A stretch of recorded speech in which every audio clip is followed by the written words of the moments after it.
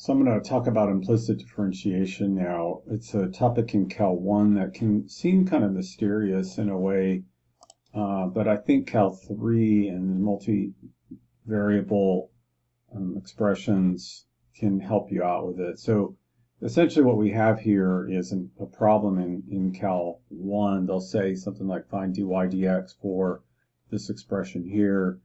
And what I do is I use y prime instead of dy dx. I think it's a simpler notation, at least temporarily. So I go about finding the answer, and here's the answer here. Y prime is 2y minus x over y minus 2x. And a lot of times they're like done, there's your answer. Then sometimes they'll say find it at a point. So find it at a point. This point here is in this hyperbola. You'll see that this is a hyperbola. And so the slope is 2 there. This is the equation of the tangent line.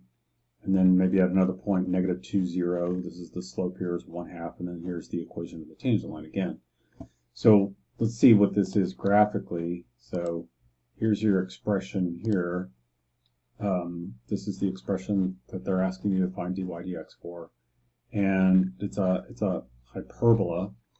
And then the point 0, 2, I labeled it A, the point negative 2, 0, I labeled it B. And so the slope at A was 2, and the slope at B was 1/2. And then if we put their associated tangent lines on, there they are.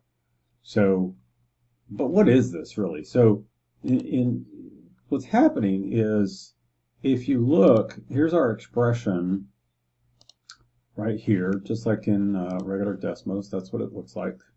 And what is it though? Well, it's this three-dimensional expression, it's this three-dimensional saddle, intersected with this plane, z equals 4. So if you look, this is right here is the left-hand side, and then here's the right-hand side. And so it's, when you set two expressions equal, you're finding their intersection. And so the intersection of these two is exactly what you had in regular Cal 1, what we looked at before. So if I look at this from the z-axis point of view, it lines up almost exactly. If you look at what's down here in red, it lines up exactly with where these two intersect. It's maybe hard to tell, but all you're doing is you're taking this plane, you're looking at the intersection of this blue saddle with a plane z equals 4, all right? And so once we put these lines on here, the tangent lines, these tangent lines tell you what the intersection is with up on the z equals 4 level, okay?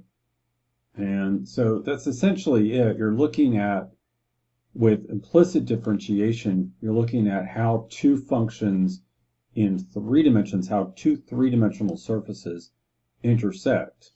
And so we can make this, for example, maybe 4x. Let's make this 4x. And you'll see that now it's these two three-dimensional objects. It's their intersection instead. And then you can find out what the geometry is behind that and the slope and all that they ask you in Cal 1.